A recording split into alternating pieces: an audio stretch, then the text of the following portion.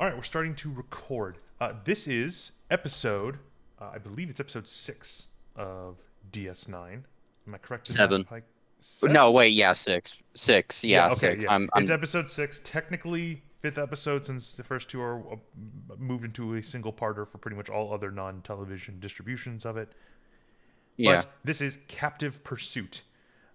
Hey, Pike, give us a brief overview of what you sort of, like, what do you sort of rate this episode? Put it as a B, O'Brien gets a pet lizard for a bit. I mean It's it, that's a funny little summary. I think originally gave it a C, but having thought yeah, on it, you did. I'm probably putting a little bit more towards a B. It's weird that you remember what I put as this. I think we did this like 3 weeks You, ago. yeah, well we had I remember like I argued B and you're like, no, it's a C, like nothing really like nothing like is special about it. And I'm like, yeah, but it's technically an O'Brien Suffers episode, and it has some good O'Brien moments. And like, since it's focused on O'Brien, it's like, okay, I want you to do good O'Brien stuff, and they do that. So I do a B. It's not fantastic. Don't get me wrong. It's not an A or an S, but it's a good B. All right. The reason I think I moved it up from a C to a B is I do think this episode probably does. I'm gonna adjust my mic for a second. I think this mic episode probably does a bit for characterizing the Gamma Quadrant. There is some incredibly small world building, I suppose you could say, when it comes to Mhm. what we're going to expect coming from the Gamma Quadrant coming in the future. Because I think, I can't remember if it was confirmed or just speculated. Some of the plot elements here end up sort of later being attributed towards the Dominion that we meet later in the series. So we know the Dominion later in the series does a lot of genetic manipulation for alien species. We know that the character Tosk in this episode is genetically engineered.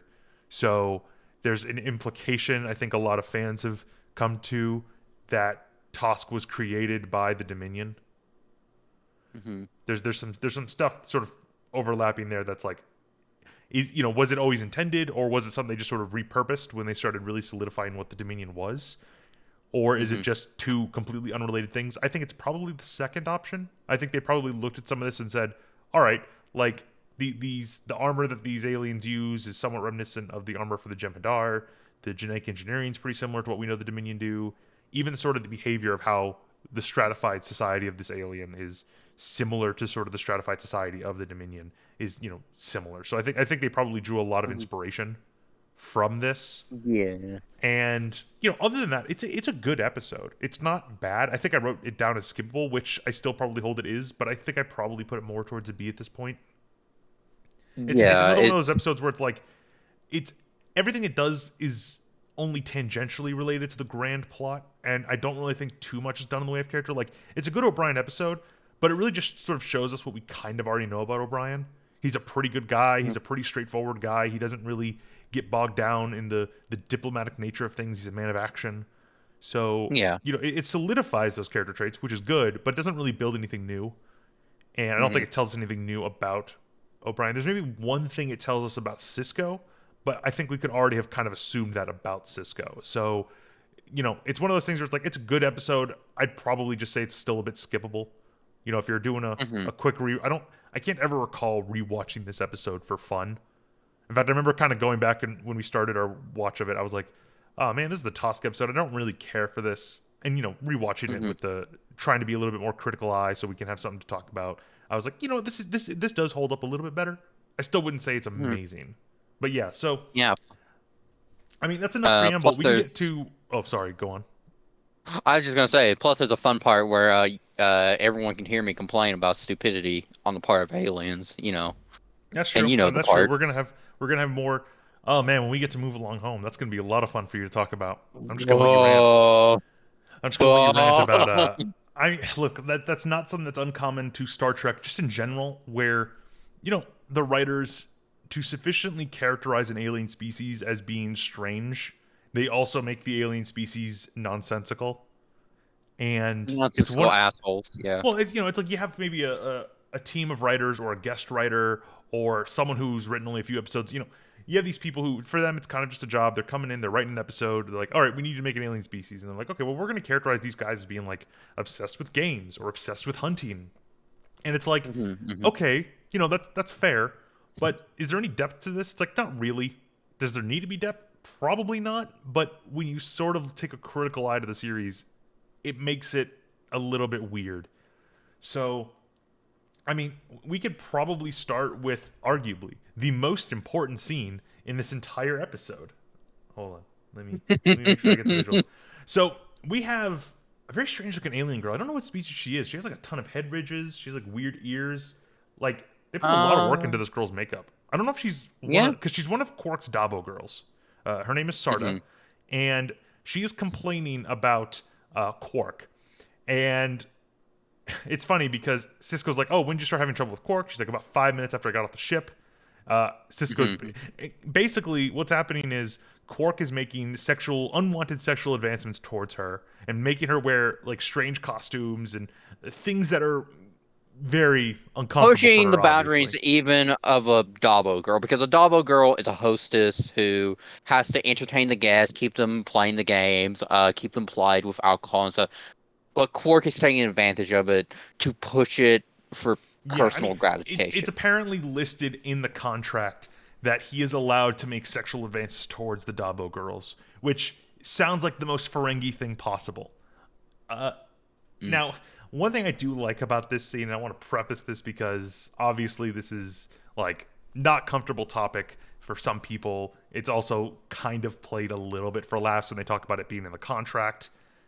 It's Hmm. like, let's see. Oh, so it's apparently listed like on in fine print on page 21, subsection D, paragraph 12. Like it's super hidden in there. It's like it's kind of played for a little laugh, but I do like that Cisco sort of ends this with, "Look, I'm not a legal expert, but I can assure you I'm going to deal with this." I think this Hmm. sort of shows, honestly, this is a little bit of a matter of foreshadowing for how Cisco's going to act in this. He doesn't really care about the legal implication of a certain thing. He's going to make sure he gets the result that best benefits the people involved. Hmm. So, he understands, okay, we're on the frontier. There's not really any laws. You have a legally binding contract that allows like Quark to make sexual advancements. I don't know if that would never hold up in a court of law on Earth, or at least Yeah. in the United States. But let's just say, okay, fine, it legally holds up in space. I like that Cisco's basically like, screw the law. We're going to make sure that this gets resolved in a way that's amicable. This doesn't really come up again other than it being kind of a somewhat lighthearted way to start. I know, somewhat lighthearted, talking about unwanted sexual advances. It's nothing like super uncomfortable, I guess, other than Quark just being incredibly forward. That's to the point where Yeah. she keeps telling him no, and he doesn't do anything. However, this scene immediately is sort of cut short with some sort of red yellow alert. A ship is coming through the wormhole. So this is a ship that's not scheduled to return.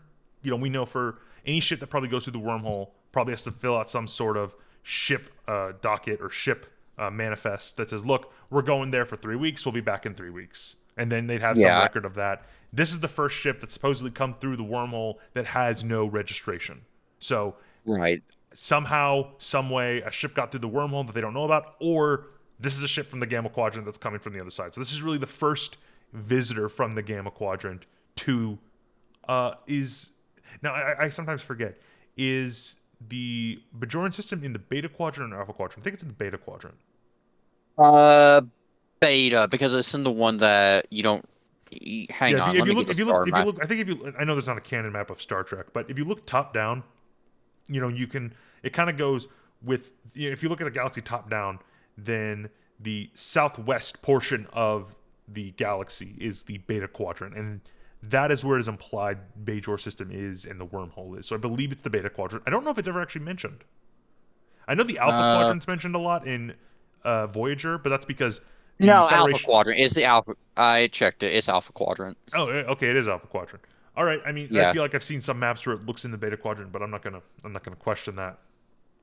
Hmm. So, okay, they're in the Alpha Quadrant. So this is the first visitor to the Alpha Quadrant.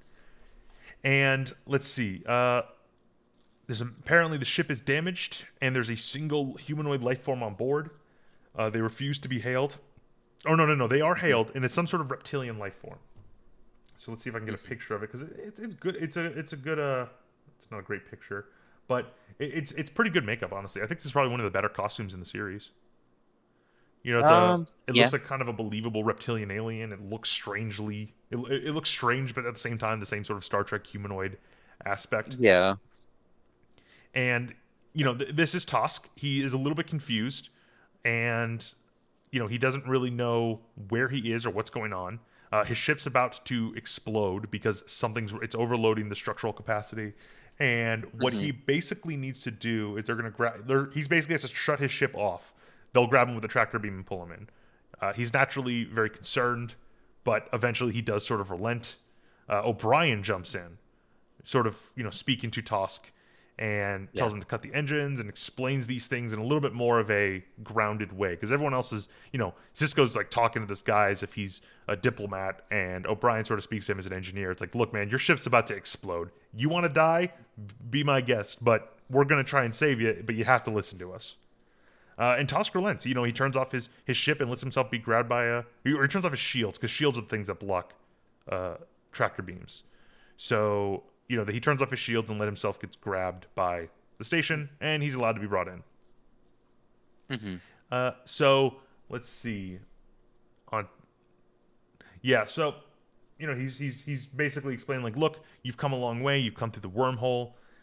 Again, Tosk doesn't seem too like disturbed by this. This would be a huge revelation to anybody that you're 90,000 light years from home, or Yeah.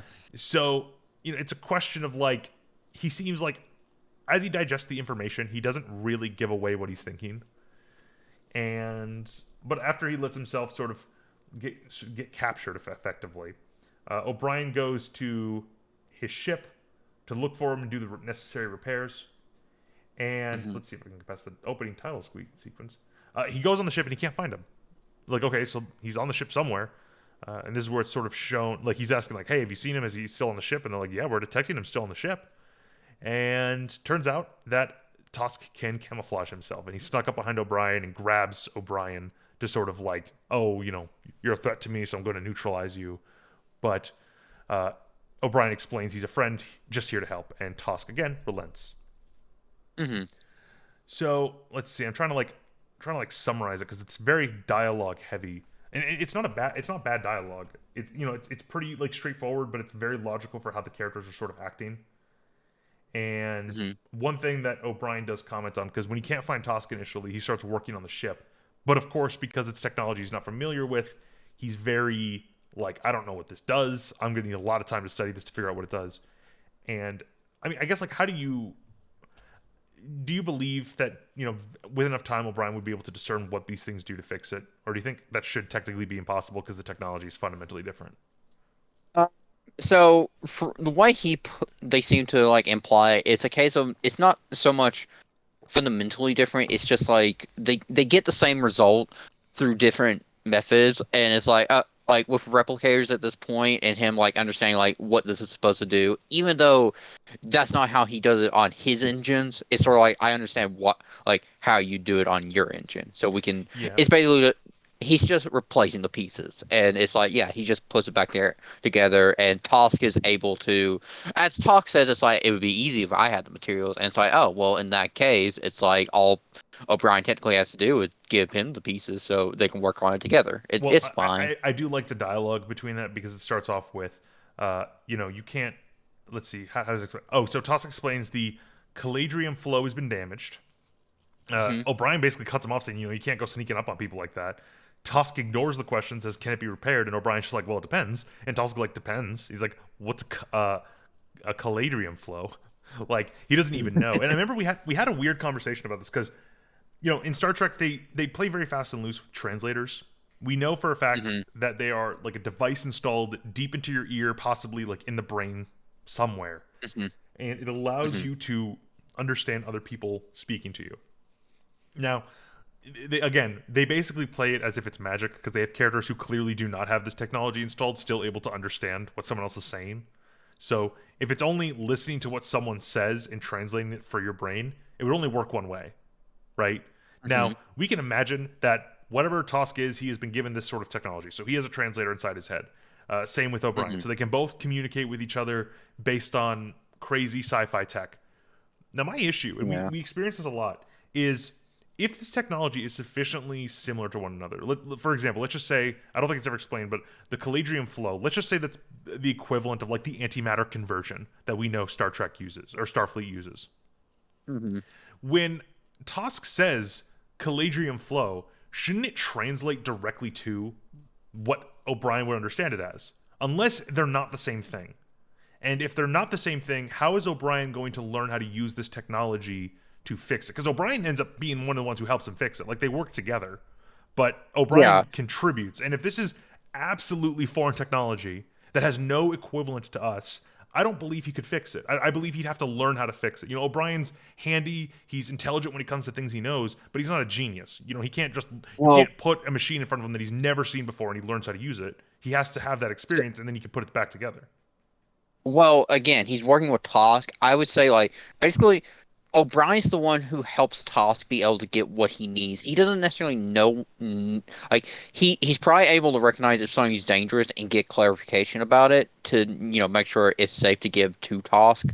But as Tosk says, if I had the proper parts, it would be simple to fix for me. And it's like, Yeah, yeah, like I, Tosk. I guess I get that, but so they referred to a reactor at one point. You know, we need to let your reactor cool down anyway before we can do anything else. So whatever Tosk's species calls a reactor, you know, they have a different word for it probably, but it translates perfectly to us because it is fundamentally the same thing they're referring to. So the brain translator makes it work. Again, sci-fi Mhm. magic. I'm willing to just hand wave it away. So Tosk's ship has a reactor. We know what that is because it's functionally equivalent to our reactor. So when Tosk intends to say that word to imply something, we understand the intention. When it comes to the Caladrium flow, because it doesn't reinterpret it into anything that O'Brien can understand, that must mean it's fundamentally different from anything else that he's Well, experienced. we get flow and calladrium, which I would assume might be something that I would assume is some sort of material or element, and it might be a case like O'Brien knows that element and such, and that's what gets translated, but he doesn't know what a calladrium flow in particular does. Like it's one of the things like again, I think it's a case of like they use different methods to achieve the same result, and you can basically once he's given the pieces, he can figure it out. Especially with Tosk, as Tosk says, like, oh, with the proper material, I could do it myself. Like, I think it's a case of just like it, like he hasn't seen the way the equivalent would be done in, and because of like with a collision or whatever, so it's like, oh, he doesn't get it and it doesn't translate. But say this ever came up later, it's like, oh, I've seen that be done, so it's translated automatically for him at that point. Like Yeah, I mean, I don't know. it's It, weird. I it's mean, we see the same problem with translators all the time. The biggest one being when you're dealing with Klingons and they refer to something in their language that should be one for yeah. one. You know, Batleth, I believe, translates almost directly to blade. So when they At talk one about a point, Jadzia says to someone who like talks about Curzon, they say Curzon was a great man in, amongst our people, and she says in Klingon, yeah, but I know I look better than him, and it's only said in Klingon, and the person's like, I would agree. Uh, and she's like, oh, when others ask like, what did she say? It's like, oh, it loses something in the translation, which it doesn't. It's just, oh, basically well, some, yeah. play. I mean, it's even worse, right? Because a Klingon would only ever hear other species speaking Klingon, right? Because that's how the Mhm. translators would work. So when someone says something in Klingon back to them, even if it does like have a better translation, if nothing's lost in the translation, the Klingon shouldn't be able to recognize the person speaking Klingon. They should be Mhm. like, you're saying the exact same thing you were saying before. You're speaking the same language I interpreted it as. They would never be able to tell when someone was speaking Klingon unless they turned off their translator and listened with their actual hearing. Mhm. So it's one of those things where again, they play incredibly fast and loose with language in the Star Trek universe. Uh, kind of necessary when you go to new planets and unexplored species because otherwise you wouldn't be able to communicate with them. And here, I Mhm. found it funny because part of the issue they're going to experience, right, is how do we deal with technology that we've never seen from the Gamma Quadrant? It might use principles of physics that we haven't discovered yet, or chemicals that we've never even heard of. So I don't know how you would even begin to study this thing other than, it would take years and years to be able to parse together how some of their technology probably works. And Mhm. unless you had someone helping you, and again, like you're right, Tosk probably is the one who's doing a majority of the fixing. I feel like it implies, we'll see later, but I believe it implies O'Brien helps a lot though. So I imagine it's more than just him handing the tools to Tosk. I don't know. I mean, we'll get more into that. It's really just a very fine point that doesn't matter. But on more to the interaction between Tosk and O'Brien, I actually do like it. Tosk is direct to a fault, ignoring questions that Yeah. don't follow the questions he wants. So when he Mhm. attacks O'Brien, O'Brien basically says, you don't attack people. Tosk kind of ignores that and just asks if his ship can be repaired. So he's Yeah. he's insanely direct, but at the same time, O'Brien kind of gets that immediately and starts being direct as well. He doesn't even like harper on the fact that this guy ignored my question. He just says, "Well, yeah, I could fix it depending on what it is that's actually broken." So I do like that. I do like that O'Brien, as we've seen in prior episodes, an incredibly direct individual, very grounded, very much like, I'm an engineer. I see a problem, I solve it. Practical, pragmatic, gets it done. Yeah, he sees Tosk, you know, in I think a really realistic way. He sees Tosk as a problem to fix. Right now, Mhm. Tosk is lost in this quadrant. His ship doesn't work. No use arguing over like elements of is he Courtesy and oh such, yeah no etiquette. yeah he's gonna have probably different rules for etiquette considering he's an alien species. But I think O'Brien does a pretty good job here. Basically becoming Mm. friends with Tosk, which by the end of the episode, yeah, they're pretty good friends. And Mhm. let's see. Oh yeah, Tosk talks about going through the wormhole. O'Brien explains what the wormhole is because Mhm. Tosk is kind of confused. He was just flying his ship and suddenly went through a wormhole.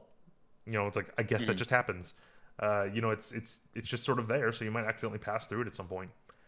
Now, Yeah. admittedly, the probability of that is insanely low. Let's be fair. Space is big, No, no, no, so no, no, no. He does say something about this. He saw someone go through there. He saw another ship go through there, and he's like, did "I'm he? gonna Oh, follow it." did he? Let's see. Uh, Let's see. I'm um, trying to see. Like, he yeah. said it in the previous scene. Cisco, you've passed through a wormhole into a new part of the galaxy. Talk on view screen. I saw a small ship disappear. I followed it, and Cisco says that was one of our patrol vessels. You've tried, and patrol vessels. Okay, I They're guess that gonna. makes a lot more Yeah. sense. Yeah. I guess it would be a kind of a question of why does he follow a patrol vessel, given what we later learn about what Tosk is up to. This could have been incredibly dangerous. Like, let's be fair, that's insanely dangerous to follow a ship that just suddenly disappears.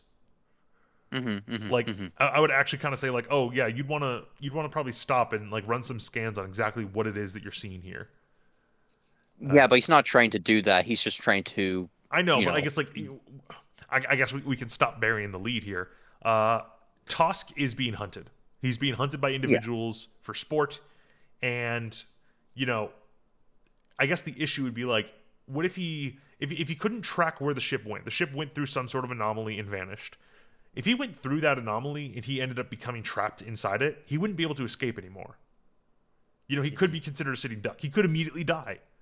So ultimately, I feel like this was a really weird thing to just do in general. I mean, it facilitates the episode. You get a random ship that went through the wormhole, but I feel like if you were, if you didn't know what this was, because he does have to have it explained to him that it's a wormhole. If he didn't know what it was, he would just never go through it because that would be very foolish. Mhm. I mean, that'd be the equivalent of like, hey guys, there's this weird black hole thing. I'm gonna go fly towards it, and then you see someone fly towards it, and well, technically you'd never actually see someone enter a wormhole because of time dilation. But if you just saw them vanish, you'd be like, you know what? I'm gonna go do that too. It's like, no, you wouldn't. No, you wouldn't. you, you would not No. go fly towards it. You would be like, you know what? Let's avoid the death circle in space. But O'Brien seems to be getting along Uh. with Tosk. He's sort of explaining how things are done in this part of the galaxy. I do find there's one scene that's kind of weird. It's at let's see, it's at what time stamp is this at? Oh, it's at 9 minutes and like 48 seconds, where like the Mhm. door opens and Tosk has like this weird defensive stance, like he doesn't know what this is. And I'm like, dude, it's an Ye- automatic door. I guess like the security alarm is probably what like startles him, but it's just kind of like he Yeah. seems like what's going on. Tusk, yeah, it even says like in the transcript, Tusk prepares to fight, and O'Brien just explains, look, it's just scanning you for weapons. It's picking up a phaser. You're fine, or it's picking up my Mhm. phaser. You're fine. And Tusk is like, oh yeah, it's like you wear a weapon. O'Brien explains, it's for defensive purposes. I may not seem hospitable, but when you go into an alien ship for the first time, you never know what might be there. And Tosk is very understanding. Someone else who's less direct than Tosk might be like, "Whoa, you thought I was going to be a threat and you might kill me?" It's like, nah. Tosk is like, "Yeah, completely understandable. If you had killed me, it would have been justified." Perfectly practical. It's like, yeah, like it's perfectly understood. It's just like, yeah, Yeah, and yeah, they bring Tosk to the. Well, actually, no. Tosk sort of walks by and he looks at Bashir like he's examining him. It's like, oh, this is some sort of health center. Like Bashir looks a little bit awkward because this guy's suddenly coming up to him, and oh yeah, we do get a number. We get wait, do they say? Hold on. He asks how many people live on this station, and 300 more or less. yeah, for some reason I was Yeah, dumb and I apparently wrote down 200 in my notes, but yeah, in the transcript it says 300.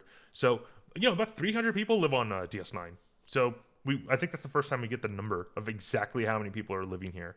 Admittedly, there's always going to be the probably more people because there's always going to be people visiting the station who aren't yeah. There's living a there. lot.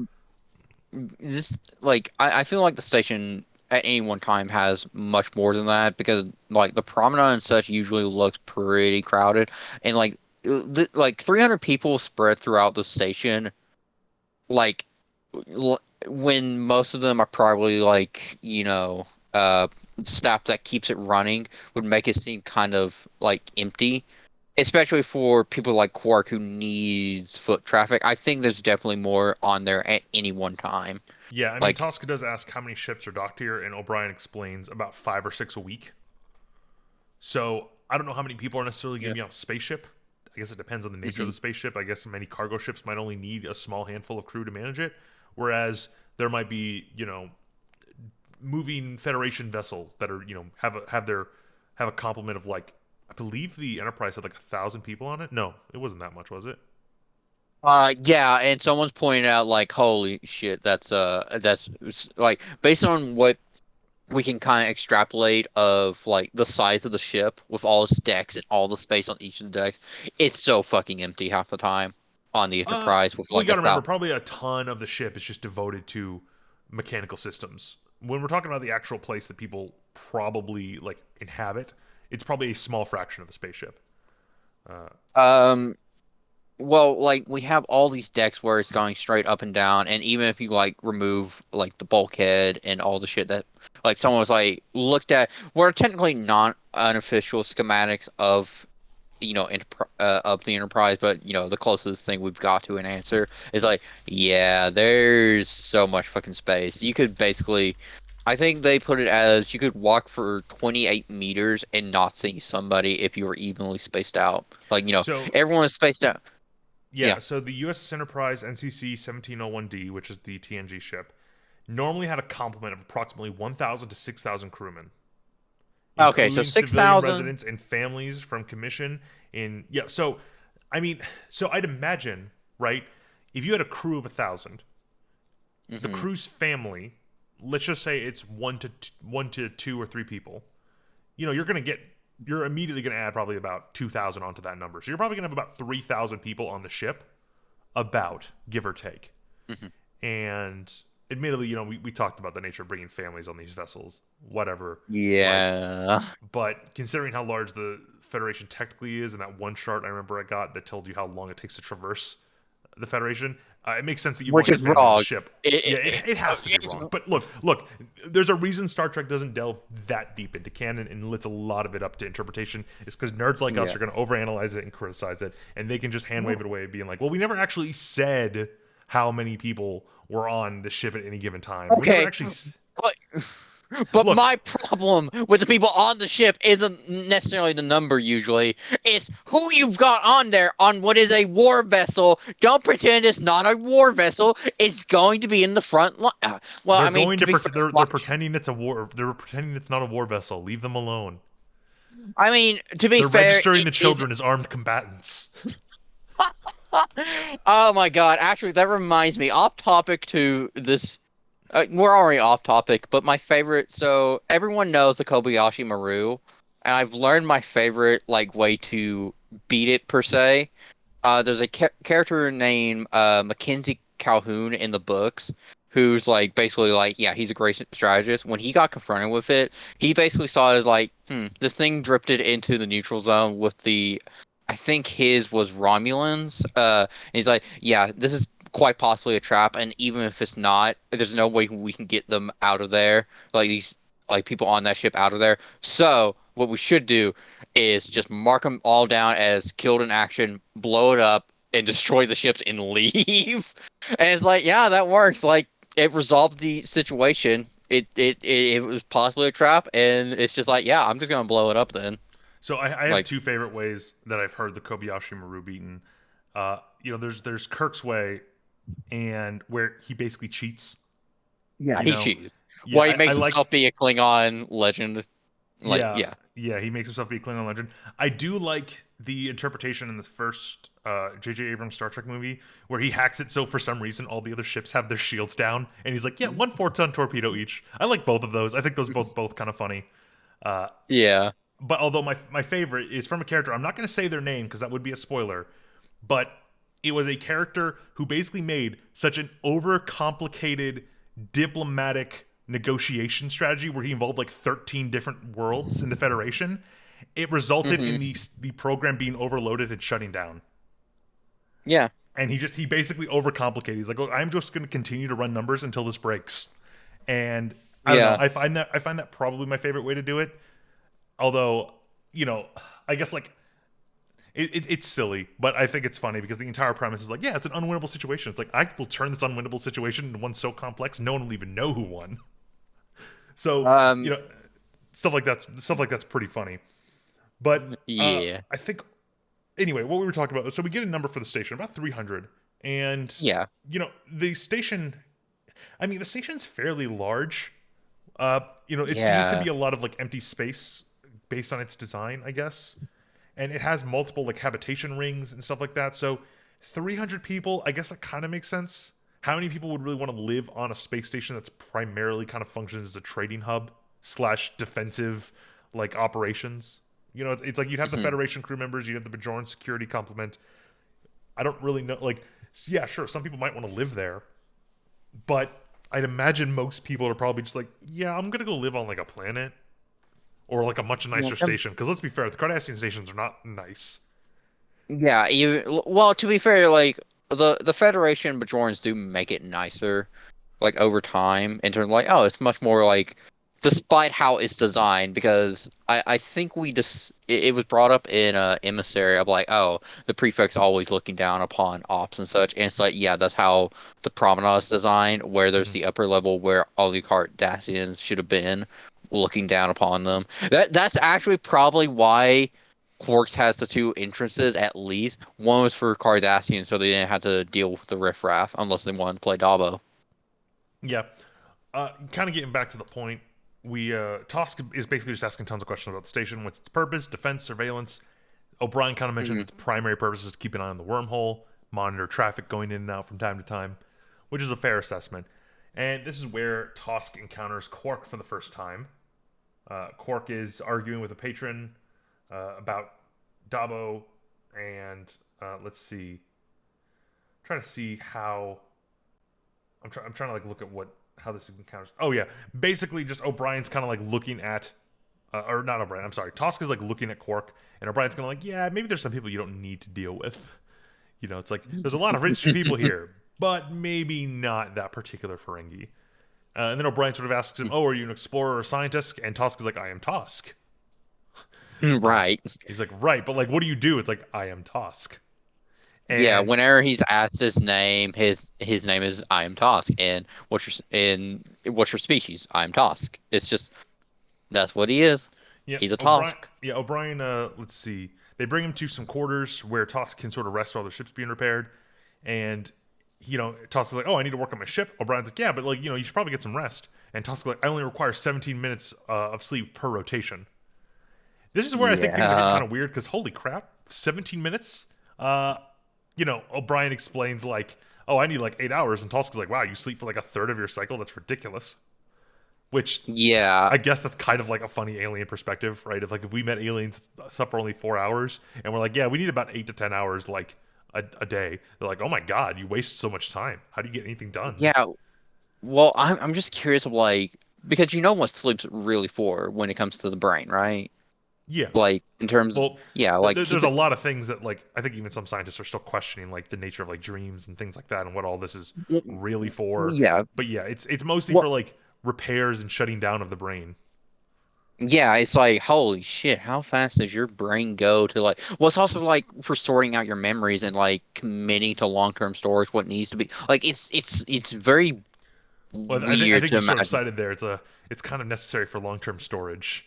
Uh, Yeah. but so they also ask like, oh, do you eat anything? And Tosk is like, no, I don't need to eat. Liquid nutrients are stored in plasmatic fibers throughout my body, so he doesn't I'm need to sorry. eat I'm either. sorry. I'm gonna bully Hollows a little bit here. You said starred. You said Say that again. starred.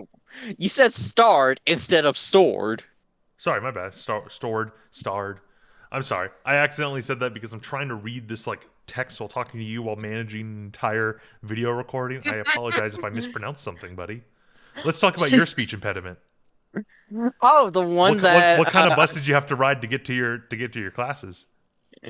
uh well, I'll just be open with everyone. When I was in preschool, to go to my speech therapist, I had to ride a short bus, and Yep.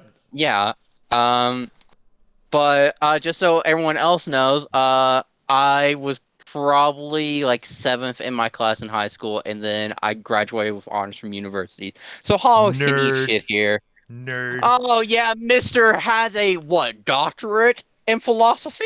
And look what I'm doing now. Yeah, and you also have a JD. Like, like, You're like. talking too much about my life. They have to think I'm some sort of ethereal being that has no real purpose or sense. I But mean, you just admitted it's true when you could have just been like, he's lying. yeah, but why would you lie? You've never lied to me. Mm, okay, buddy. Anyway, so yeah, Toss explains he really doesn't need to sleep at all. He doesn't need to eat at all. Although I think there's going to be a question of like, okay, so if you have nutrients stored in your body, uh, those Yeah. have to run out eventually. So how Well, do he you says replenish those? liquid. He says liquid, so it might be a case of one, they don't expect him to live long enough to need to like redo it, but he could be like have some sort of liquid diet that Yeah, because works. again, we've I'm sure anyone listening to this can kind of understand what Tosk's purpose is, but he's to be hunted. He's designed to be hunted. He's Hmm. basically a genetically engineered like super soldier that is designed to be like, okay, we're gonna release you and then we're gonna hunt you. You're the perfect prey. And so he Hmm. doesn't need to sleep. He doesn't need to eat. Presumably, these liquid nutrients would last him, let's say, about a year. We don't really know how Yeah. long these hunts can go on. And in theory, from what I can tell, no Tosk has ever gone unhunted. Like the idea, as long as he's still out there, he will be hunted, and he'll Yeah. eventually be found. But I like to imagine the way it's sort of worded is that he can't take in any more nutrients, so eventually he will die out. It's like Hmm. if he manages to survive for let's just say a year and a day, he'd start to starve because he doesn't have any nutrients in him. Hmm. I don't know if that's possible. I don't know. We don't really get enough of that. I think it's still done fine. But if you're going to basically release a creature to be prey, the last thing you would want is them to escape and then be able to repopulate. Oh yeah. So Imagine if this he seems started to think like this is awful what they did to me, and then he's like, "Oh no, you've got the super soldier race that's repopulating and now out to get you yeah. for So what you did to them." making them incapable of eating but have like a finite amount of resources stored inside them is probably the most like probably just the best in terms of like making sure they don't escape but still making them good hunters because they don't have to stop and eat and they don't have to get food and they don't need any of those resources.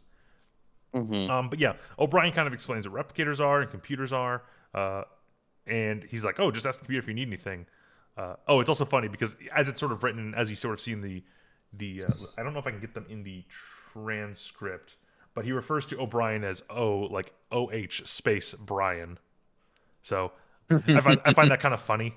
It's just I feel like that's the natural way an alien would interpret that. It's like, oh, I'm O'Brien. Oh, okay, Brian.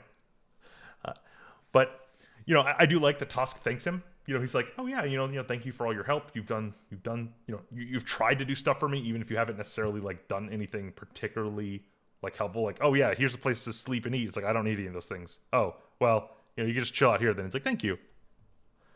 I don't know. Mhm. I do kind of like the friendship that builds between these two. I do think it's sort of I do think it's probably the standout of this episode, kind of the main thing the episode's focused on. Yeah. Although that being said, Tosk is then like, show me where the weapons are stored. And no, he asked the computer where the weapons are stored, and the computer's like, habitation ring level 5, section 3, access restricted to security clearance 7 and above. I think this is probably an issue. If you're not going to let anyone access where the weapons are stored, You should know where they're stored. why would you have the computer just tell anybody who asks it anything? Like the first thing you should do is like, oh yeah, give us clearance and we'll tell you the weapons are stored. And if you don't have clearance, it's like, well, we're not going to tell you where the weapons are stored, buddy. Immediately that pings like security, like, hey, someone's Oh yeah, asking about this. someone Like, should be immediately pinged on the station. I'm like, so you know that room we just gave Tosk? Yeah, he's asking where weapons are stored, and you're just yeah, like, like ah, normally I'm like, hey, the government shouldn't know like what you're doing with firearms and stuff. But this is a space station where this is a one military misplaced installation. yeah, this is a military installation, and one misplaced thing into a bulkhead or one of the goddamn windows in this place means it all gets vented and everyone dies. It's like, yeah, no. Like, Odo's right to limit phaser usage on the station. Yeah. Yeah, I'm not gonna lie. I want a redub of like all of Star Trek where they replace the computer with a really sassy like response. Where are the weapons stored? Why do you need to know? Like just make it just like talk back to them. I would find that hilarious. If I was writing a sci-fi setting, that's what I would do with the computer. I would make it incredibly rude. I don't know how I could justify that in the setting, but I would just do it. But you Mhm. know, so you have a nice scene between Cisco and O'Brien, and I think at this point we're like 3 for 3. I like all the scenes with Cisco and O'Brien. You know, I think the Yeah. two actors have good chemistry working off each other. You know, it's just you know they think they both understand who their characters are and how they would interact with one another at the same time. Like I think it creates a good dynamic between the two. You know, Mhm.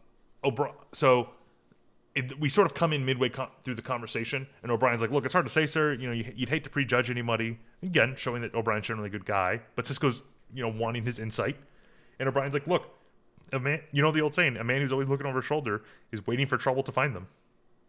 Mhm. So it's O'Brien who kind of is the first one to piece together that Tosk is on the Who's run from running? something. Yeah, and he's not honest about what it is. So, Mhm. O'Brien's like, look, he wasn't telling us about the whole damage to his ship. I'm sure it wasn't caused by the wormhole because Tosk said, oh, all the damage was caused by the wormhole. It looks like someone took a shot at him. Someone's attacking this guy, and that's probably why he went into the wormhole. I guess that's somewhat justified, right? Like Mhm. if your ship is being attacked and you're in danger, you would jump through the wormhole as a Hail Mary, but I still think it's insanely dangerous. But yeah, so Cisco basically is like, yeah, we'll keep an eye on him, but like it's good that you can, you know, look at this guy as an objective threat, but at the same time not want to judge him. He'll ask Odo to keep an eye on him too. So that's pretty. That's somewhat of a nice interaction I like between these two. It shows a lot about their character. O'Brien is someone who I think wants to probably see the best in this guy, and Yeah. Cisco and both of them are, but still both of them are Starfleet officers or one's a high ranking enlisted, but they're both still important members of Starfleet. They have rules and procedure they need to follow. So we get to a nice scene where they're on Tosk's ship, and this is kind of this is basically the bonding scene. They're just talking about how like the ship functions and how it works. Where Tosk is trying to explain different things that the ship does to O'Brien. So he's like, "Look, this is a ram scoop," and no. So Tosk is like, "Oh yeah, the Calderian flows through the Arva nodes," and O'Brien's like, "What are they? Are they some sort of high energy magnetic coils?" And Tusk is like, "For fuel replenishment." And then O'Brien's like, "Oh, so a ram scoop." And I think this is like where my issue was, right? Mhm. Where it's like, okay, why wouldn't that have translated to ram scoop? Like it seems as if like it's so similar that it's almost a one for one translation in terms of technology. It might like the way it does it is different, I Yeah, I mean, guess. like I don't again, it's just one of those things where I don't think there's a good answer because the series doesn't explain it, but it's something that I harper on because I don't listen, know. There's listen. probably actual like plot holes in the series because these sorts of things aren't solidified in terms of how they function. Listen. When they made the Universal Translator, they knew that decades later there would be a moment where they could have silly Ferengi slapping the side of their heads and 1950s humans thinking that means hello Well, and doing it in that response. is true. That is probably what they did. And way to reference. I think that's probably one of my. I don't know if that's my favorite. It's not my favorite episode, but I don't know if it's one of my favorites. I can't recall too much I of what's going don't. on there. I mean, I'm It's a not a big time fan of travel the episodes. episode. I Yeah, I'm don't. not a big fan of time travel episodes because they're almost always undone. But I remember at least liking a lot of the interactions in that episode. I will say they do reference it occasionally afterwards. Plus, it does have an important thing that happens in terms of one character. Yeah, It's the moment where they go for a while from the station. yeah. A little while. So O'Brien mentions the phrase "piece of cake," like, "Oh yeah, I could fix this piece of cake," and Tosk misinterprets it, thinking that a RAM scoop and Arva nodes are the same thing as a piece of cake. And then O'Brien has to explain the nature of human expressions. Hmm. You know, it's a fun little interaction. Again, Tosk sort of brings the conversation back to exactly how long. Oh, maybe a day or two. And Tosk is like, nope, no time for that. It's like you need to fix it now. And oh yeah, O'Brien has kind of a funny joke. He's like, look, I need to fix this properly because if it breaks down, I don't want to give myself a bad reputation in the Gamma Quadrant. And Tosk is like, I wouldn't blame Uh, you. He's like, I wouldn't blame you. I was just joking, Tosk. And Tosk is like, I cannot tell. Uh, yeah. but let's see. The Oh So yeah, this is where O'Brien I, mentions like it's in my nature, and you're the most natural straight man I ever met in ages. Come on. Well, the fellas are working here. I'll buy you a drink, and you can tell me why you're in such a rush. You know, so O'Brien's basically just trying to be his friend and understand why he's here. yeah. So I have a question. Like Yes. this is getting again into the sort of like issue of how do you replace these parts? They're like, oh, we just have to remove your Arva nose and we'll take them over to the replicator center and make new ones. My sort of question is, you have busted ones, right? Yeah. You don't have a blueprint of what they should, how they should function slash look. You know what I mean? It's Unless like there's multiples. it's maybe, yeah, maybe And I'm not there's, gonna lie, it yeah. could be. I mean, again, we're writing somewhat lore for it. I'd imagine every ship has basically an owner manual. Like a car, where this is how it works. This is what it's supposed to look like. If you find a completely destroyed car, you'd find an owner manual being like, "Oh, this is what it's supposed to look like." Uh, I'm not gonna lie, just that's probably what you should have in like all spaceships in a sci-fi setting. Is there's literally an owner manual in the glove box, and or like you have see, this like, yeah, go on. this would be solved if they just had a quintuple A like Amy does. Like you could just call them up and get yourself towed. Yeah, yeah, you could just probably. I mean, let's be fair. There's probably something like that in most sci-fi, or not most sci-fi settings, but in sci-fi settings where it's like, oh, we got to call someone to tow us, guys. Yeah, Now, there should be. I think what was I was gonna say something about like the ship. I kind of in the line of what you were saying, where we have busted versions of these, we need to sort of replace them. I was gonna comment on how would you be able to make technology that is compatible with their technology, and maybe you can just replicate exact copies of theirs. But I mean, we do know that Federation technology was somehow jury rigged to work with Cardassian technology for the station. So I think in line with kind of Star Trek themes is for some reason Federation technology is just the most adaptable form of technology. You could throw it into some sort of Borg cube and it would somehow start to operate alongside The it. bicycle, it would be the bicycle of the galaxy, yes. Which makes sense since like unlike every other species, the Federation is not like every other government is like one species dominates and their tech takes priority. Meanwhile, the Federation, you get everyone working together and you have to make the like every Federation member's tech work with yours, and so you just gotta make it adaptable. It might not be the most capable in, any one area, but it's decent at everything. Yeah, I Decent at mean, everything. yeah, I mean that's probably just how you have to understand it. But after fixing the ship, they sort of like, yeah, we can't do any much more for now. We have to sort of let something sit.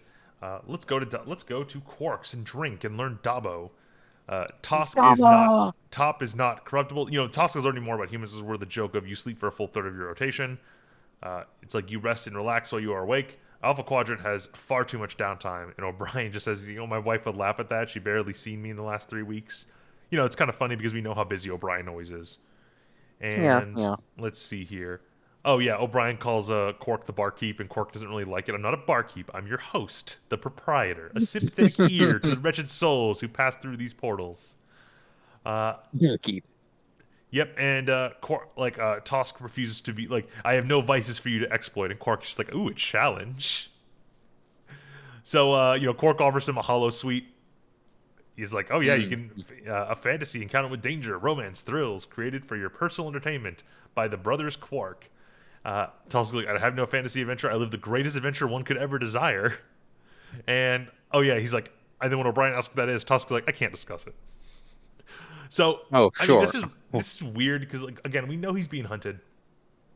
He really Mhm. likes being hunted. I mean, I guess that's Well, just how yeah, Tusks are genetically engineered. But it's like, man, what a weird life.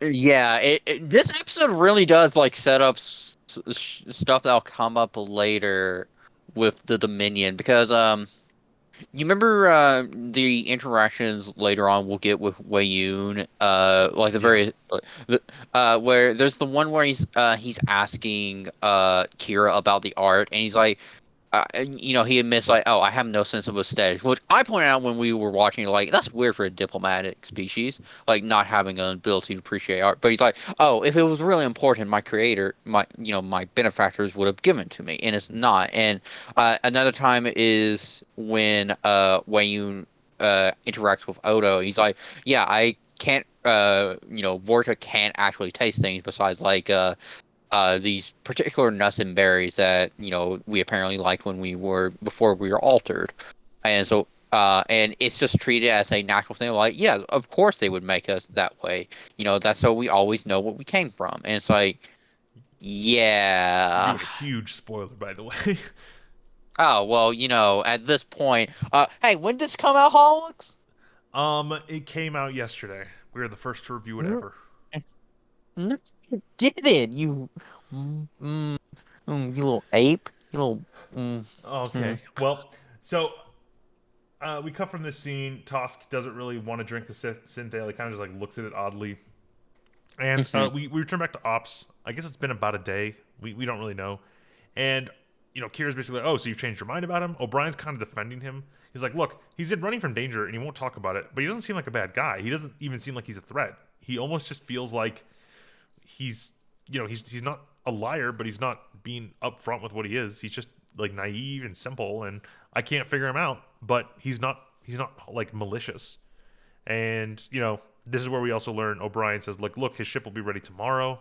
And Cisco's like, look, we can't hold him. He's not a prisoner, so we have to just let him go. If he wants to leave, he can leave. He's just a weird mystery in space. Yeah, So yeah, he's just and a dude. yep, just a dude. This is where we cut to Tosk is apparently trying to let's see. He's working on a junction box when a picture morphs into Odo. Hmm, hmm. So Odo is spying on him. We did hear before that Odo was trying to keep an eye on him. And Yeah. he basically corners Tosk saying like, "Oh, you know what? This is what do you think you're doing?" Tosk disappears and Odo calls the corridor to, seal itself off. Some Hmm, energy fields drop down and Tosk gets captured. Uh, hmm. and Tosk kind of like, look, I've done nothing to you. It's like you were messing with the security junction. I'm curious about that. Tosk like, I have to prepare. And when Odo asks him for what, Tosk refuses to elaborate. Again, he's like, look, I can't tell you. I'm Tosk. Odo Hmm. basically like looks. I'm gonna, let's see. While your friend O'Brien takes a look to see what. Okay, so yeah, he's like, look, you're coming down to my office. O'Brien's gonna figure out what you've been doing. And Tosk seems kind of concerned that O'Brien's involved in this. It Hmm, seems like hmm. Tosk does actually like value like O'Brien as a person, so he's kind of in this realm of like, oh man, he's gonna be disappointed in me. But Mm. Odo, I do like that like Tosk kind of quickly realizes that he has nowhere to go. He's locked in this corridor with the energy fields, and he just kind of gives up. There is an element of well, there's nothing I can do. Why fight against the inevitable? I do like it when characters act rational here. His whole goal is I need to escape, but right now all I can do is hopefully find a different way later. Hmm. Let's see here. And we cut to Tosk in a prison cell. I will say this. Odo's actually being like very reasonable here. Like the way Odo speaks to him is very calm and reserved. It's like he kind of recognizes this guy's not going to be an immediate threat. Let's just try and solve this without too much more conflict. Mm-hmm. Let's see. And yeah, in the holding cell area, Cisco and O'Brien are basically trying to get Tusk to admit to something so they could figure out what's going on. Why are you messing with the junction box? Why are you acting so suspicious? And let's see. O'Brien, okay, yeah. So it turns out he was trying to shut down the lockdown to the weapons locker. Again, the computer shouldn't tell people where the weapons locker is. Yeah, that's And just. this is where they're kind of suspected. It's like, like Odo asks him, "Are you wanted by authorities in the Gamma Quadrant?" Tosk doesn't really understand what he means. He's like, "Oh, have you committed crimes?" He's like, "No, never. I'm Tosk." Actually, another thing. It's very weird because they say it's the habitat ring, right? Yeah. That seems like a very weird place to put it. Like, Uh, wouldn't it be Possibly. I mean, I guess it like? depends on where in the habitat ring. Like the security office is on the habitat ring. Is it? I thought it was off the. I thought it was on the promenade. Well, isn't that I where? Okay, so there's the habitat ring and there's the promenade. I guess. Okay, so I mean, there could be multiple weapons lockers. There probably is, considering how I big the station is. Oh, hang on. I Okay, so the docking ring's the outside one. Yeah, I guess the what's technically the hang on, give me Uh, promenade. I'm on the wiki checking. Um, the promenade, I think, is the inner ring, and the habitat ring is the outer yeah. ring. No, no, no. So Habitat ring's the inner one. Docking rings are the outer ones. And I guess yeah, the promenade is on the habitat ring, but I hang on. I'm very annoyed. Like people, listen, when you design your space stations, be very clear about where everything's located or else shenanigans. I But just yeah, don't I know if guess the it creators of Star Trek were that detail oriented. I don't know, man. Literally they complain about the fact of like their best prop for DS9 was this like sci-fi ATM that's on the promenade.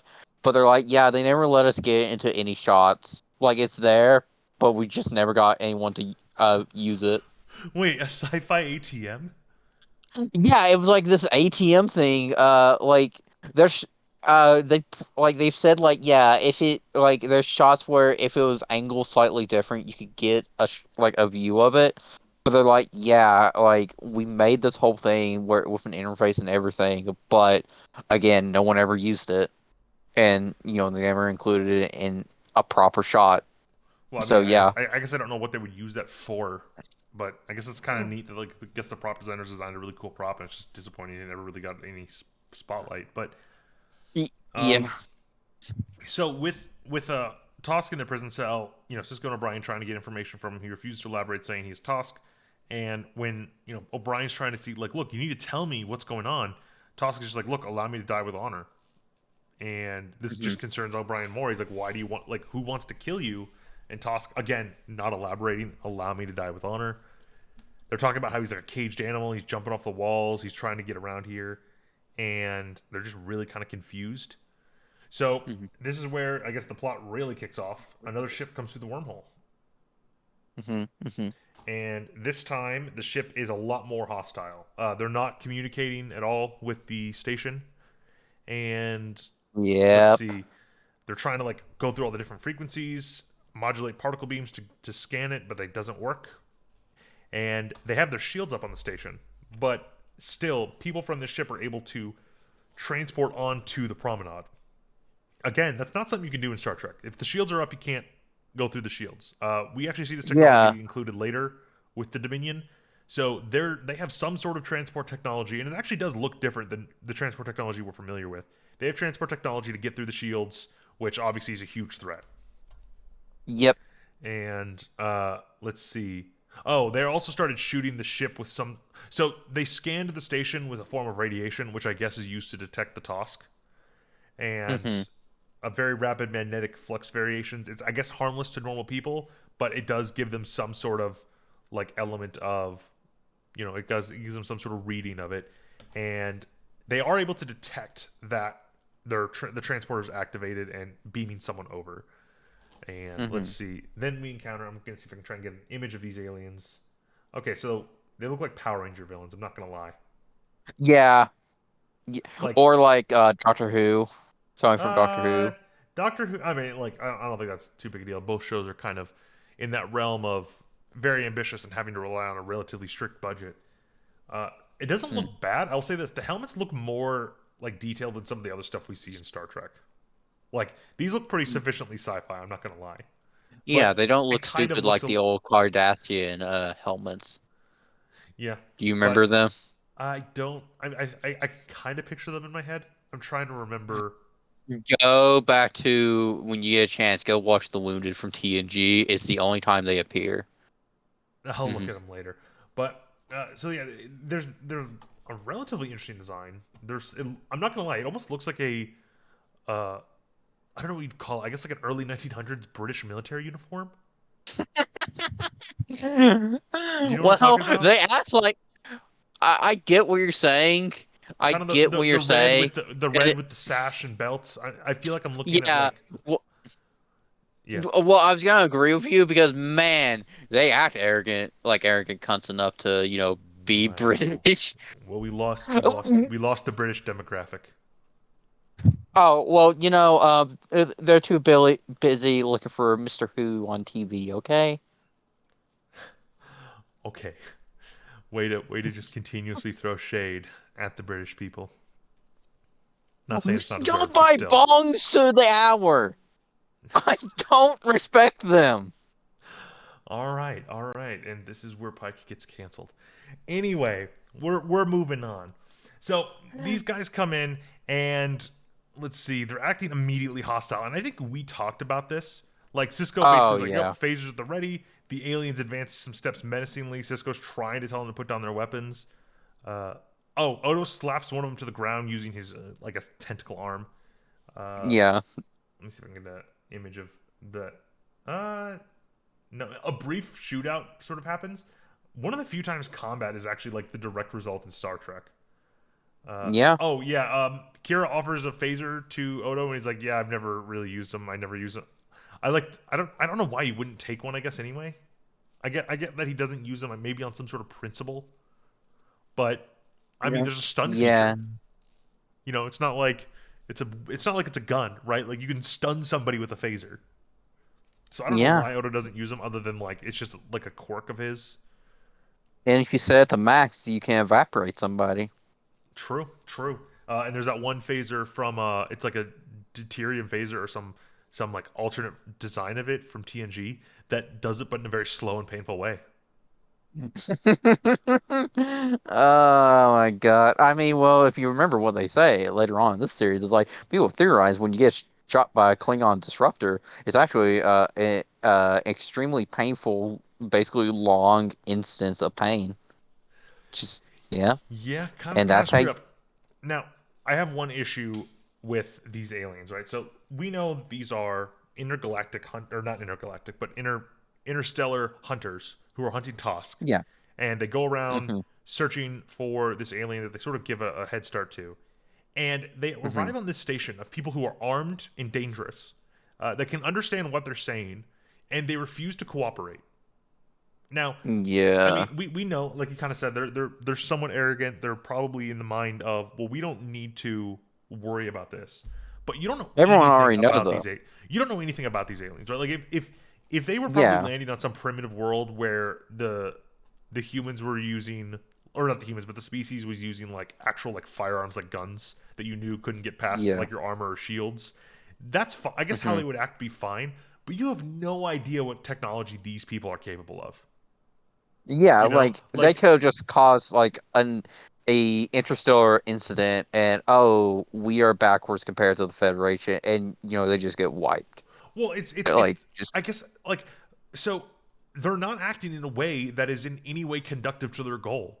They need to find Tosk. They know Tosk is here. Would it not benefit them to first be like, "We know you have Tosk, give him to us," or like I know that they're on the hunt and they want to hunt him, but hmm I guess the issue is just more in the sense of if you're not cooperating, like we are here to hunt, please leave us be. We are doing our duty. We do not wish harm upon you or your people. You'd send out some message like that, right? Like the idea is we're doing our own thing. We don't mean any harm to you because as far as anyone here knows, these people are here to kill them, right? Like when these hmm aliens landed, they could hmm have basically just started shooting up the promenade, and I think the Federation and Bajorans would have been fully justified in just killing him. Yep, set Yeah, phasers to like kill and just blast him dead. Like, I mean, yeah, it's one of those things they're where like this basically is assaulting the place. well, Like yeah, it, but like I guess the point I'm trying to say is like this is incredibly stupid and dangerous. Like actually very dumb. Like you have it kind of characterizes this alien as being very stupid in how they approach problems. Like, hey guys, so we need to land with this foreign alien species. Oh, are we going to like communicate with them that we mean no harm? Nope. Are we going to go in with bonus defenses and treat them as hostile combatants? Nope. We're just going to kind of ignore them and look for Tosk. It's like, cool. You're probably going to die. And yeah, if you're not, gonna you're going to die. create a situation that makes it harder for you to hunt Tosk. Like, think of it this way, right? If they had landed and the native species that's there, wherever they land, right, whether it's on a planet or a space station or whatever, that Mhm. species fighting against them is going to delay their hunting of Tosk. Yep.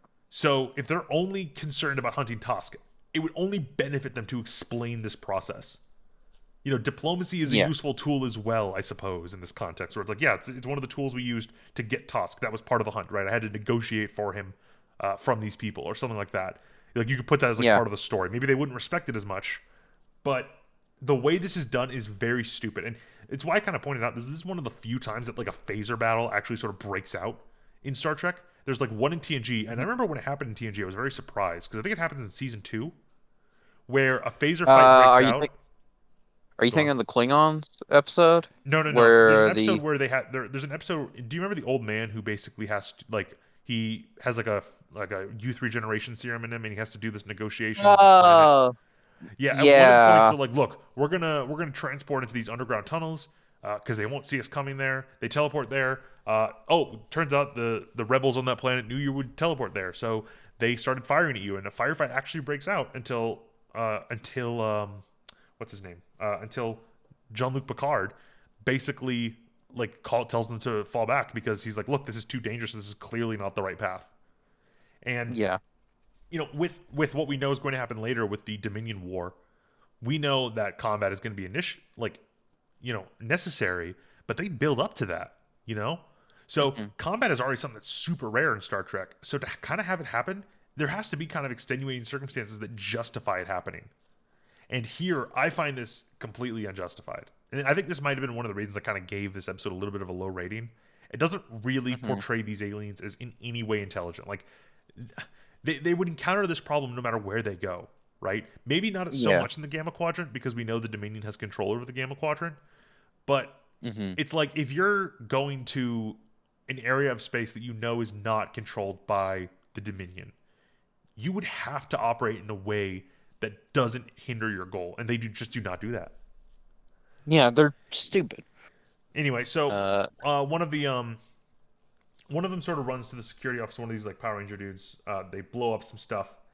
He activates his helmet, which allows him to detect the invisible Tosk inside the prison thing, even though Tosk is cloaked. It's kind of funny because he's like looking at there, and we get this like sort of infrared light that's going on, and it highlights Tosk. It's not a bad effect. Like, I'm actually kind of like, yeah. oh yeah, I guess this would be kind of how it works. It shines a light that allows you to detect whatever Tosk uses to hide himself. And then you have again the power combat stance from Tosk at like Whoa. 27:30. I don't know. Yeah. I find it kind of like funny. He's like, oh, I'm ready to fight. He's like, dude, these guys have guns. Like, I don't know what you plan on doing. Um, He plans to die. and so they find Tosk in his prison cell, and they're like, look, I found him alive. It's over. And some of the aliens beam out. The hunter, who's still sort of like looking at Tosk, he's like, what a disappointment after such an entertaining beginning. This is where it's revealed, oh yeah, Tosk is designed to be hunted. Tosk is like, look, I've told him nothing. The hunter's like, look, you've clearly like failed. You're caged. You're helpless. How could you allow this to happen? You're a disgrace to all Tosk. The most disappointing hunt in memory. I don't know, man. You went through a wormhole to find this guy. I feel like this would be somewhat of an interesting story to tell. And Mm. he's basically Well, like, this is where the hunter Cisco. explains the entire concept. Yeah. And Cisco is not pleased with this. Oh yeah, I mean, of course. He's like, Cisco. look, you disrupted life on the station for the pleasure of a hunt. I'm not inclined to take orders from you. Odo, watch over the prisoner while our guest and I discuss this in private. Unless you intend to take him by force, in which case I am prepared to give orders to open fire on your ship. So Yeah. that's another issue here. It's like, okay, if your ship is capable, like they left their ship in a vulnerable position. Presumably, there's still people on the ship, but like because the guy goes over with Cisco, it kind of implies this threat's legitimate. Like, oh yeah, we did kind of park our ship right in front of your space station that has like weapons to defend itself. Like, and we Mm-hmm. just jumped on your ship. I'm like, you are, these aliens are dumb. Like, they're honestly just Yeah. dumb. And this is where he brings the hunter to his office, and they actually have like a discussion. Have you noticed? Have you nothing similar in your own society? Cisco like talks about how centuries ago we engaged in blood sports, but we stopped doing that. A few cultures still do, but we don't even consider hunting. But they wouldn't even consider hunting a sapient being. I'm not really sure if I like because this happens in Star Trek a lot, where Mm-hmm.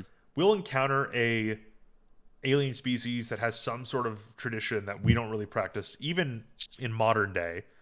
And the Federation will be like, "Oh, you're backwards. We did this hundreds of years ago. Look at us. We're better than that now." It's like, dude, that's not how you engage diplomacy with species that are fundamentally different from you. Like, Yeah, it don't. feels like moralizing almost from the writers, and this happens a lot in It TV. is.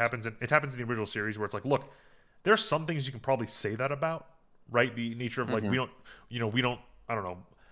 If in the Federation, like, yeah, we don't brutally torture and kill people anymore. It's like, okay, I mean, sure, but you're dealing with a foreign culture. You kind of have to go there with the understanding that like your culture is just as valid as ours. We're not going to tell For you what you're doing for is wrong, but we just don't do it this for way.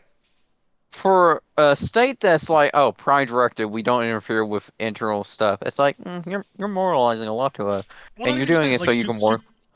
super respect. I mean, imagine like, you know, imagine a redo of Star Trek where when humans first encounter the Vulcan, they're like, "Wow, you suppress your emotions." We taught people to do that centuries ago, but we've moved past that. It's like it's Hmm. just one of those things where it's like there are so many things we see that like, oh, you don't levy this criticism towards other species. You don't levy this Yeah. criticism towards like species within the Federation. It's just for some Yeah. reason this one behavior, and don't get me wrong, I'm not saying hunting the sapient species is a good thing, but I just feel that this is such a bad argument that we see in Star Trek a lot, where it's like we did this before, now we don't. Look at how much more evolved we are than you. It's like that's not helpful. That's just an insult, right? It's Yeah. like that's not conductive to diplomacy. You could be like, look, I understand this is the way you do things, but this is not the way we do things anymore. So, even if we used to do it, like I can understand where you're coming from, but we've like, for us, we're in a different position now and we don't agree with it anymore. So, like, yeah, there just has to be a better way to say it, and they always say it like the same way. We used to do this when we were more primitive. It's like, oh my god, dude. Again, it's just I mean, Uh. imagine if an alien species went to the Federation and like, whoa, you listen to the opinions of other people. We used to do that when we were more primitive. It's like that would be such a stupid that would be such a stupid argument, right? So it's stupid when it comes from them, but that means it's stupid when it comes from us. It's not an argument. And Yeah. it's just one of those things where uh, I don't feel like Cisco starts off this conversation very well. But I guess let's see what else does he kind of say? Like, look, uh, Cisco's kind of like Cisco does show to be a little bit like angry at this because again, these guys did just teleport onto their station and like start shooting. So I'm trying to get to like the scene. Da-da-da. Hmm. Oh yeah, Also. let's see. Oh yeah, this is where we learn. Yeah, the Tosk is entirely bred and designed to be hunted. He wants to be hunted. Again, another Yeah. great argument from these aliens. But he's like, Yeah, look, that's like I that can't judge what magnifies it.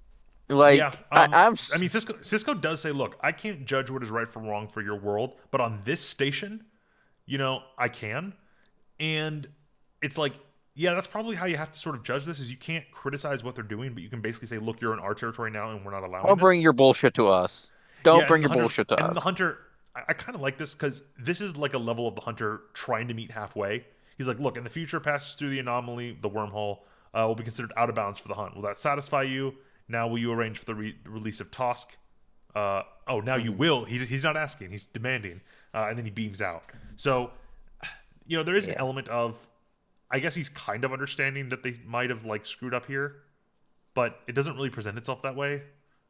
It's It's a little more just like it's a Lucius Malfoy situation where he puts up with the good guys doing something, demanding something, but he doesn't want to listen to, the peasants or the people outside of his yeah. like I mean, oh my I guess God. I guess I'm just a little bit.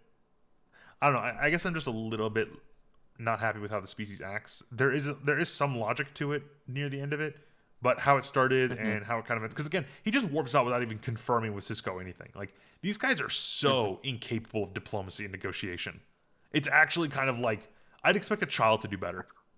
I'd expect a child to Yeah, negotiate better than these guys because again, he's like, oh, I'm gonna give you some random demand that you didn't ask for. Give us Tusk now, and then beams out. It's like, dude, you didn't even get confirmation. What are you? What's I your next plan? I don't understand how the species survive, but I'm just gonna pull something out of my ass to maybe explain it, why they get away with it. You know how the Dominion, they probably have some sort of deal with the Dominion, and how a certain species of Dominion look reptilian to some degree. Yeah, yeah. I feel like there's some sort of like deal going on there of like in case like for some reason they need to fix something with that species, like they use part of the DNA from this species for them to make them. You know what I mean? Like I maybe get, I get, I get like what you're saying. I think it's more of an issue of like I did kind of consider the idea that maybe this species has been coddled by the Dominion. yeah, To an extent of like, okay, you're useful in one way, so we kind of just let you act out like little spoiled children. Which yeah, like these guys are terrible at negotiating. They pretty much started an international incident if there was anything to actually like if this episode wasn't as skippable and they actually like delved into the consequences of this. And yeah. again, I think the next scene is the one that really makes me not like this episode a lot. O'Brien is Mm, basically complaining, like, "Oh, so you've agreed to release him, but he's an intelligent life form." And Cisco's like, "Look, it's their custom, Chief. Under the Prime Directive, we have no rights to interfere." Bro, I don't think the Prime Directive is applying the way you think it is. Like the Prime yeah, Directive has always been so fast and loose in Star Trek and how it works. And obviously, I think we've discussed it, the nature of captains having their own interpretation of the Prime Directive, and that's kind of hmm, necessary when they're going out into an unknown galaxy. But yeah, you're not basically you shouldn't be I mean, I think the best thing you could argue here is Tosk wants to be hunted. Like we can't change his mind other than arresting him, hmm, right? Like I don't think you can't do anything to Tosk, right? If you give him to the hunters, he's going to be killed. If you release him, he's going to be hmm, hunted and then killed. The only thing you could do is arrest him, which is not something you really have the authority to do, and is probably a bigger issue. And then you're going to start an incident with this other alien. So I don't think Cisco's in a good position. But to just say the Prime Directive like interferes, I'm like, no, that's not the issue, right? The Prime Directive hmm, is like hmm, not involved because the whole point of the Prime Directive is, oh, we don't interfere with another species custom because there's a I mean, we've discussed this before, and we'll probably have a bigger discussion on the nature of the Prime Directive. But it kind of functions as a an umbrella for captains, right? If a captain is ever not sure how to handle a situation on the frontier, then the Prime Directive sort of gives them an ethical out. Look, you might feel you have a moral obligation to help someone, but if you don't know the consequences of it and you don't want to deal with the consequences, you can rely on the Prime Directive to sort of steer your judgment. And yeah, we can't really fault you for doing that. If even if the outcome is bad, as long as you follow the Prime Directive, it gives you this ethical out. You did hmm, what you were told. Now, if you interfere and it results in a net positive thing, the Federation is probably going to give you a slap on the wrist at most, right? The idea of like, oh, you yeah. interfered with the species, but you preserved their existence, so okay, we're going to Like, nod along and say that's fine. The whole point of yeah, the Prime Directive is to allow captains to have a guidance and fallback is how I look at it, yeah, at least. yeah. There's I would agree with that. It's sort of like as long as what you do doesn't cause on like if you just cowboy it and it just absolutely ruins the situation, oh, you're gonna get slapped, you're gonna get hit for that. But if it's a case of like you did like you went dark for a bit and like did something that violates the Prime Directive but it results in the net good, you get commended for it. It's similar to how like actual militaries, like a good military allows enough leeway in how the lower ranks interpret and implement orders yeah, to because ensure there's success. there's the element of we don't know what it's like in the field and what's like in the moment. So Right. sure, the admirals in the core systems of the Federation might be like, well, that's not the decision we would have made. But these are the captains on the frontiers interacting with unknown species, unknown cultures, unknown phenomena. You can't possibly Hmm. design a rule to account for every possible situation. The best you can kind of do is say, look, you're a captain. We have trained you to have decent, good moral and ethical judgment. You need to make your judgments out here. You will be judged accordingly. And the Prime Directive functions as a fallback. If ever there's a circumstance you do not know how to deal with, and you do not want to end up making things worse for both the protection of yourself and the protection of the reputation of the Federation, the Prime Directive says, do not get involved. You know, it's like, Yeah. and then whenever someone's like, "How could you have let that species kill this man? Isn't that a horrible thing you allowed to happen?" It's like, look, Prime Directive. You know, I just did. I couldn't find the right answer, so I had to like fall back on what the rule said. Right. And but here it doesn't work. You've already accepted Tosk onto your station. Your argument is we have to follow the Prime Directive by giving him back to these people. I don't think that works because that's a form of interfering. You are taking an action. Now, again, what ends up kind of happening is like, look, just let Tosk run. Just let Tosk go. Like, give Tosk his ship back and say, hey, we'll give you like just go. See if you can escape. You might not be able to. You know, they're right there, but you know that's the best you can kind of do is just be like, Tosk, go. Don't even look back. And that's kind of what happens. So, Yeah. you know, what happens is later that night, O'Brien breaks into the holding area and he's helping Tosk escape. No. So what happens is, one guy comes to get Tosk, and O'Brien's like, "Oh, I was sent to, escort you. Be polite. That's what we do when we first meet a species." And it's actually a trick to basically get the guy to fall for a trap Yeah. and knock him out, and take Well, Tosk with him. there is apparently one scene before that. I will apologize, but there's one scene where O'Brien's trying to convince Tosk to ask for asylum, but because he's like, look, if you ask for asylum, the Federation will help you. But Tosk is like, look, that would be a great dishonor. I want to be hunted. That's kind of my purpose, and I failed to be hunted, Yeah. so I'm going to be taken back and used as an example. That's my fate. So Tosk is definitely brainwashed, somehow genetically engineered to think this way. Yep. And then we get a scene with O'Brien and Quark, where I'm trying to see because this is where O'Brien sort of gets the motivation to do some dangerous stuff. Let's see. Yeah, Quark's just like, look, you're aggravated. I'm a keen observer of behavior. You want to talk about it? Let's see. Let's see. Oh yeah, Quark talks about like the nature of rules are always subject to interpretation, and that's where O'Brien gets the idea. Oh, thanks, barkeep. And I do find it as a funny scene because like this is sort of presented as like, oh yeah, the barkeep is sort of giving advice to the guy and he's cleaning the glass, and then after O'Brien like runs out saying, oh, I know what to do now. Quark like with kind of a smug smile is like, oh, so what's bothering you today? Like, I don't know. I think Quark likes the idea of helping these people with their problems. You know, Well, yeah, kind of like kind of gives them some sort of sense of like self-importance. as he says later, I didn't go. Like when talking about his cousin winning in the arms trading, it's like I didn't go into that. I'm a people person, Yeah, and it's like, Quark's a yeah, people person. I think like we talked about it, Quark deep down. He's not a bad guy. He does bad things, but I don't think he's a bad guy. And this is where yeah, O'Brien creates a like access like basically O'Brien creates like fail safes in the security system. He tricks the guy into letting him be the one who escorts Tosk, and let's see, he helps escape with Tosk, and because he's basically like manipulated the security systems, nobody can stop them. We get the scene where he like tricks the hunter, and they're trying to find O'Brien, but O'Brien's left his badge somewhere else, so he can't be found or transported. And they're basically like crawling through the tunnels of the ship, the Jeffries tubes or whatever you call them. And yeah, the two. oh yeah, at one point O'Brien punches the alien, comments he has a glass jaw, knowing why he wears a helmet. I mean, there's other reasons to wear a helmet, but I guess it's kind of funny. I do like, and this is something I kind of felt weird, right?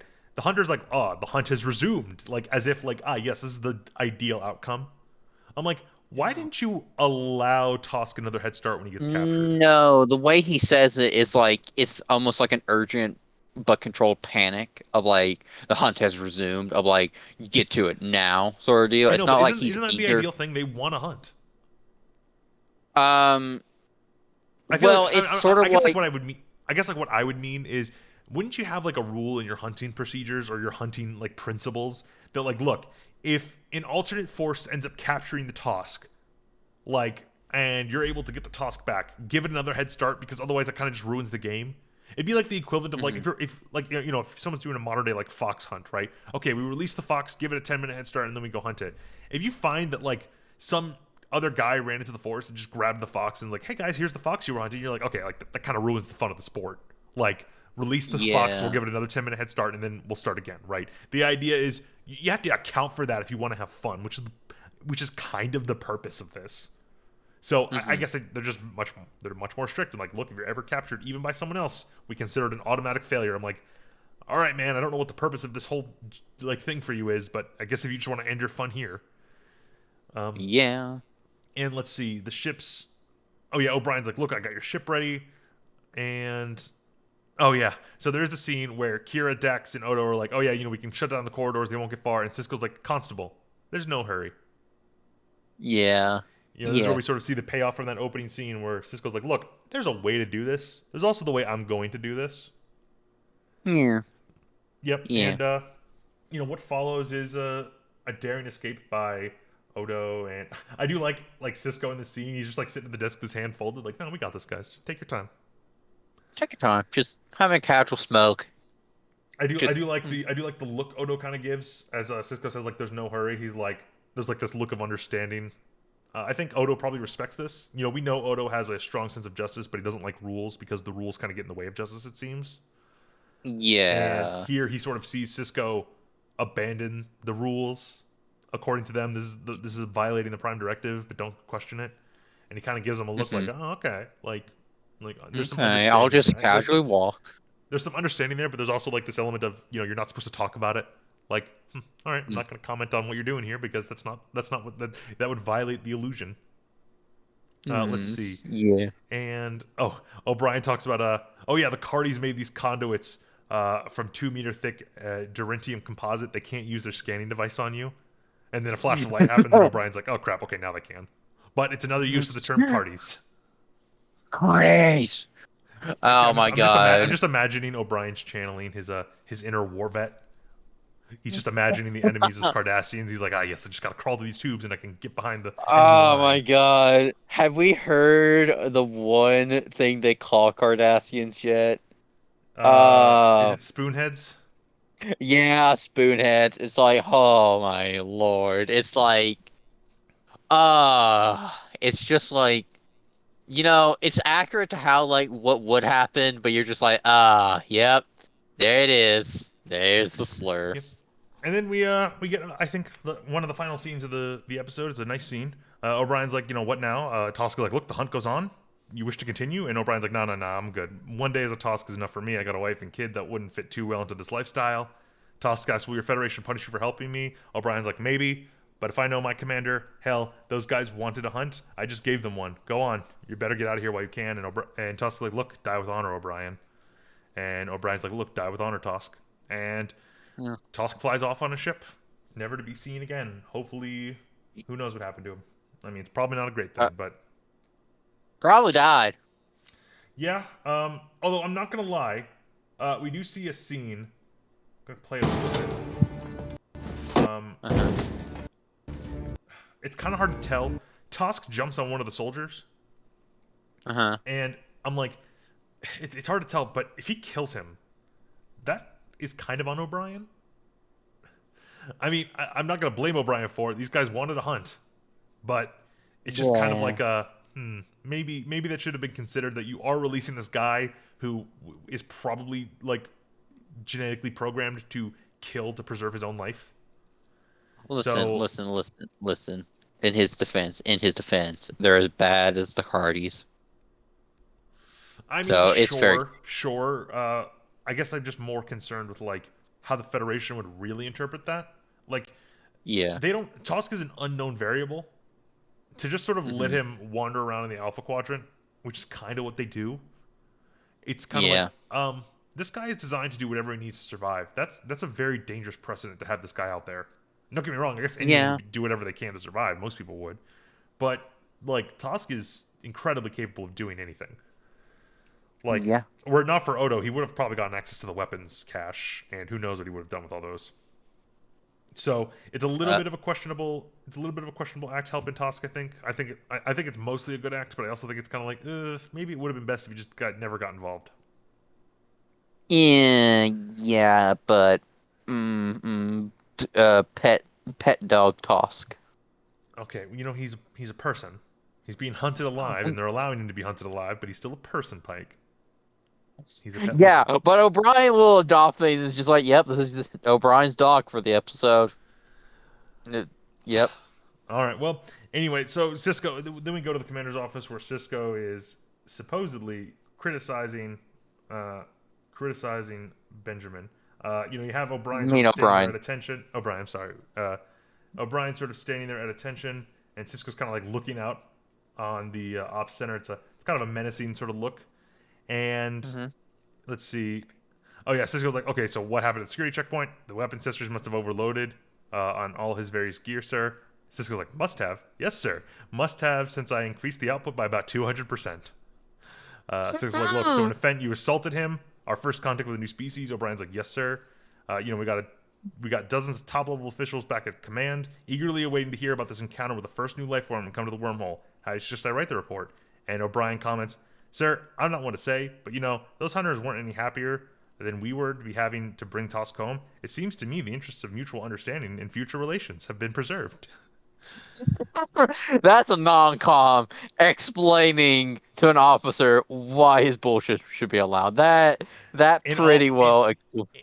in all fairness, that's kind of exactly what a Yeah, lot of Starfleet captains have done before. yeah. That's kind of a Kirk move. I have That's a reinterpreted how the rules should be understood, sir. Kirk should have come up from non-com because that's a very just non-com move of just like and listen, it got the solution you wanted. Like, Yeah, yeah. mm, I mean, I like it though, and it'd be funny to see how Picard would interpret O'Brien's actions.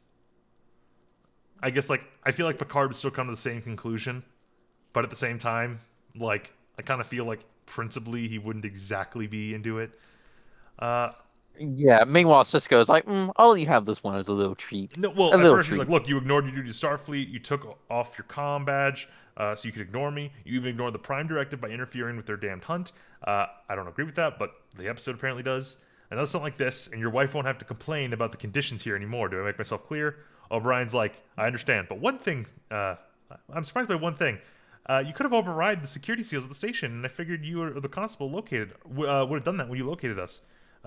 We would have found ourselves locked behind some force field somewhere." And Cisco just it's part so much of it's in the Columbo acting. reference. Cisco, no, it's not a Columbo reference. I'm pretty sure it's Columbo reference. No, he He says one pulled more a. thing. He said no. He says, but one more thing. This is not a Columbo reference. It's a Columbo reference. Don't worry, guys. After we're done reviewing all of DS9, we're clearly going to go through all of Columbo. No, I like You asked. Columbo, but not that much. You asked for this. It's Columboing Oh. time. Anyway. So much of this line is in the acting where Cisco's like, "Look, it looks like you got one past us," and he doesn't change his expression. I'm trying to get the Mhm. exact scene. Let's see. Da-da-da. The exact Columbo moment. Let's see. I'm trying to get it. Oh yeah, he doesn't really change his expression, but you can tell in how he delivers the line that O'Brien, he's conveying to O'Brien, it's like, well, I guess you got one past Yeah. us, and O'Brien's like, yes, sir, thank you, sir, and Cisco's just like, dismissed. Yeah. And again, it's like I think Yeah. I love the interactions between Cisco and O'Brien. I think everyone is pretty much good. I think they're so well characterized and they're so similar but different in a way that makes it so they have very the way they get to a perspective seems kind of different, but they still kind of get there at the same time. How they go about Hmm. showing off their let's say loyalty to Starfleet, right? Like Cisco's a lot less willing to show a break from the rules, but he's still willing to break the rules. Meanwhile, Oh yeah. O'Brien seems a lot more willing to fudge the rules and be open about it. And Yeah. so I like how they get to the same conclusion, but sometimes through different means. And again, it really helps the character building of this. So, Hmm. I mean, that's the episode. Again, having gone through it a second time and thought about it before, I definitely want to change my answer to a B. I don't know if it's an A. I think the Oh aliens no. are really kind of dumb. The plot it's so skippable, and I'm Hmm. not gonna lie, other than Cisco and O'Brien, we really don't get too much characterization from anyone else. Kira, Jadzia, Quark. I mean, we get some, I guess, from Quark, but it's not significant. Hmm. We don't really get too much from Odo. Like all these characters are present, but we really only focus on O'Brien and a little bit of Cisco. And that's not Yeah. bad, but it's kind of like there's I know there's a few episodes that do a L- lot more with the same sort of setup where it's like, yeah, a problem's happening and they're all involved and you can sort of show a lot more of the characters, but I mean, Maybe this is just a way to make up for later episodes of the season where O'Brien's not available, the actor isn't, so they're like, get some good O'Brien in here. um yeah, I mean, like a lot of the early episodes seem to focus on one character primarily. You know, you have an Odo episode, you have Yeah. a Kira episode, we've had a, I don't think we've had the Bashir episode yet. Have we? No, we have not. I don't think so. No. Let me double check what we've had. If I'm Um, looking at it, we got a no, Babel was Kira. a kind of a Quark Odo affair with Cisco and Jake as well, but that wasn't really Yeah, focused on any one person. The next episode is not episode 8 will be a Jadzia episode. Episode 9, the passenger. I think that's technically a Bashir episode, but it's a weird Bashir episode because yeah, it's that's a weird not Bashir episode. Bashir. And then Move Yeah. Along Home, which is a Quark episode. He made me watch it like 2 days ago, people. God, move along home, like in terms of like you think these aliens are stupid and should be held to account for their bullshit? Oh Lord, move along home. Hey, in all Oh, fairness, we then get the episode with the Negus after that. So, that's you know, true. the That two is sides of the true. coin. One lame episode followed by an amazing episode. So, I mean, Yes. ultimately, I'm still sitting at a pretty solid B for this episode. Yeah. Good O'Brien moments, good Cisco moments. Tosk is neat. I don't think he's in any way a bad character. You know, I could believe Tosk as an ongoing character in the series, right? Like if you put Tosk in like a Star Trek series, you know, obviously wouldn't work with the setup, but I felt like the character and the viewpoints are very well expressed. How he Yeah. talks, his dialogue, like conveys a lot, even with how direct it is. So, Hmm. I mean, overall, it's a B episode. Not amazing, but pretty good. Still, unfortunately, very Yeah. skippable because I don't think it does too much. But yeah, Yeah. that is the episode Tosk.